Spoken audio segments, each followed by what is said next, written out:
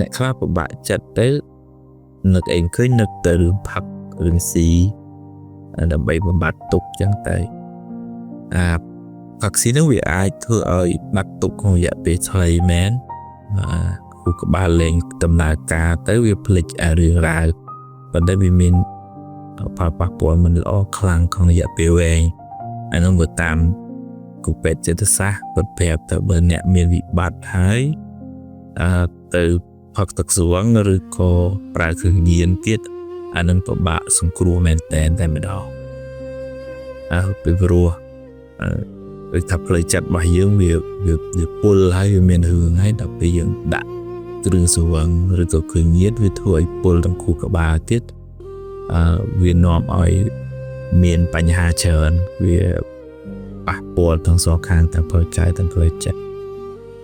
ដល់ខ្សោយស្មារតីមានជំងឺកាន់តែថែមឡើងហើយអត់អានឹងមកបានទៅជាញៀនអានោះរឹតតែដុនដាបទៅអញ្ចឹងបើមានបញ្ហាយើងទៅរកអ្នកដែលយើងជឿទុកចិត្តយើងអាចពិគ្រោះយោបល់បានហើយយើងមានពេលសម្រានមានពេលសម្រួលអារម្មណ៍បើអាចមានឱកាសធ្វើសមាធិស្ដាប់ធម៌ទៅកន្លែងដែលស្លាស់ដកដង្ហើមឲ្យស្រួលទៅពេលវេលាក៏វាអាចជួយសម្រាលបញ្ហាបានខ្លះដែរនៅពេលដែលចិត្តនឹងវាស្រាលពីទុក្ខកង្វល់យើងអាចដោះស្រាយបញ្ហាបានងាយមិត្តភ័ក្តិដែលជឿទុកចិត្តនឹងឬក៏សាច់ញាតិក្រុមគ្រួសារដែលគាត់យល់ចិត្តនឹងគាត់អាចសម្រាលទុក្ខហើយជួយណែនាំបានល្អមែនតើក្នុងធម៌ហើយកល្យាណមិត្តប៉ុន្តែបើយើងទម្លាប់ទៅប្រើប្រាស់គ្រឿងស្វឹងហ្នឹងទាំងមនុស្សជាធម្មតាទាំងអ្នកមានវិបត្តិបើទម្លាប់ប្រើយូរទៅខ្លាយទៅជាមនុស្សខ្សោយប្រព័ន្ធការពាររាងកាយហើយផ្លូវចិត្តហ្នឹងត្រូវពឹងពាក់ទៅលើហ្នឹងដើម្បីសบายយូរទៅដួលទាំងព្រមឈឺក៏ច្រើនអាយុក៏ខ្លីមានបញ្ហាទាំងផ្លូវកាយទាំងផ្លូវចិត្តហើយបើក្នុងធម៌អាចនឹងមានពីវេរាទៅជាតិមុខជាតិក្រោយទៅនាំឲ្យខ្សត់ខ្សោយស្មារតីកើតមកមានសតិបញ្ញាមិនពេញលេញរៀនសូត្រមិនសូវឆ្លាតចេះដឹងទេដោយមានពីវេរាមួយគឺការប្រើប្រាស់ទឹកស្វឹងបំផ្លាញស្មារតីទាំងពេលបច្ចុប្បន្ននិងទៅបរលោកនាយហើយមានឧបនិស្ស័យមួយគឺมันអាចរៀនសូត្រឲ្យបានជឿនឿនចេះដឹងច្រើនទេដោយសារមានឧបនិស្ស័យខ្សោយបញ្ញាបំផ្លាញការរីកចម្រើនផ្នែកខួរក្បាលហ្នឹងចឹងបានយើងឃើញផលប៉ះពាល់បច្ចុប្បន្ននោះទៅជំងឺកាពះពោះវៀនថ្លើមទាំងអស់ហ្នឹងដែលជាផលប៉ះពាល់នៃការប្រើប្រាស់ទឹកស្វឹងច្រើនទៅណាចឹងបាននៅក្នុងសិល5មានសិល1នេះគឺជៀសវាងពីផឹកទឹកស្វឹងដែលជួយយើងឲ្យបានសុខទាំងបច្ចុប្បន្នបញ្ញាភ្លឺថ្លាមានសុខភាពល្អហើយទៅមុខទៀតមានឧបនិស្ស័យរៀនសូត្រចេះដឹងឆ្លាតវាអ្វី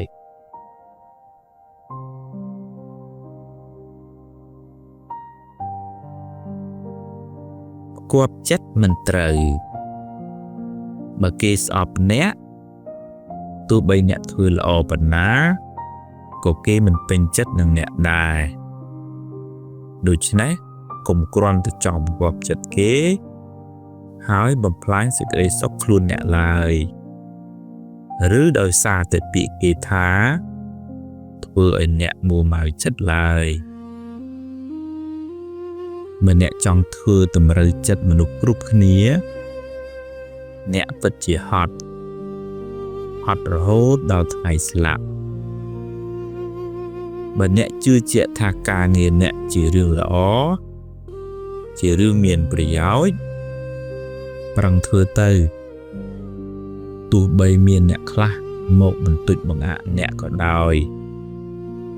ក៏កុំស្ទាក់ស្ទើរអីប្រឹងដើរទៅមុខទៀតដើរឲ្យដល់ទិសដៅដែលអ្នកពងទុកហើយប្រាប់គេថាអ្នកពិតជាអាចធ្វើបានជីវិតអ្នកជាជីវិតអ្នកមាត់គេជាមាត់គេកុំបណ្ដោយឲ្យពាក្យគេថាបំផ្លាញកិច្ចការអ្នកឡើយមិនមែនមិនឲ្យស្ដាប់គេទេស្ដាប់ចុះហើយពិចារណាផងបើវាជួយអ្នកឲ្យបានចម្រើនទៅមុខទទួលយកទៅតែបើគ្រាន់តែជាពាក្យបន្តិចបង្អាក់ទេបោះចោលទៅកុំយកទុកក្នុងចិត្តអីហើយអ្នកត្រូវតែហ៊ានទទួលខុសត្រូវចំពោះជំរឿសរបស់អ្នកកុំទម្លាប់បន្ទោសគេបន្ទោសឯងអីរៀនធ្វើជាមនុស្សរឹងប៉ឹងជាមនុស្សចេះទទួលខុសត្រូវលើជីវិតខ្លួនឯងរឹងមាំជីវិតមនុស្សម្នាក់មានរឿងច្រើនណាស់ហើយរឿងខ្លះធ្ងន់ធ្ងរពេករហូតអាចធ្វើឲ្យអ្នកស្ទើរតែលែងចង់រស់ទៀតក៏មានអ្នកណាក៏មានរឿងដែរអ្នកខ្លះមានបុណ្យច្រើនក៏មិនសូវជួបរឿងច្រើនទៅចំណែកឯអ្នកខ្លះសាងកម្មមិនសូវល្អច្រើនក៏ជួបតែរឿងអកុសលបន្តកន្ទុយគ្នាមិនចេះចប់មិនចេះហើយជីវិតតែងជួបរឿងល្អខ្លះមិនល្អខ្លះជារឿងធម្មតាកុំកើតទុកពេកអីបើជួបរឿងល្អទទួលយកទៅតែកុំជួបពេកអីហើយបើជួបរឿងមិនល្អប្រឹងដោះស្រាយទៅបើដោះបានប៉ុណ្ណាក៏យកប៉ុណ្ណឹងទៅកុំមួម៉ៅក្តៅក្រហាយអីយើងគ្មានសមត្ថភាពទូលផែនដីម្នាក់ឯងបានទេត្រូវចេះរៀនសម្រាលទុកចេញពីខ្លួនឯងខ្លះទៅកុំបណ្ដែតបណ្ដោយឲ្យរឿងរ៉ាវជិះជាន់អ្នកខ្លាំងពេករឿងមិនល្អជាផលនៃបាបចាស់រីឯភាពមួម៉ៅក្តៅក្រហាយជាបាបថ្មីដែលធ្វើឲ្យអ្នករឹងរឹតតែក្តៅក្រហាយរឹងរឹតតែកើតទុក្ខបន្ថែមរំទៅថ្ងៃ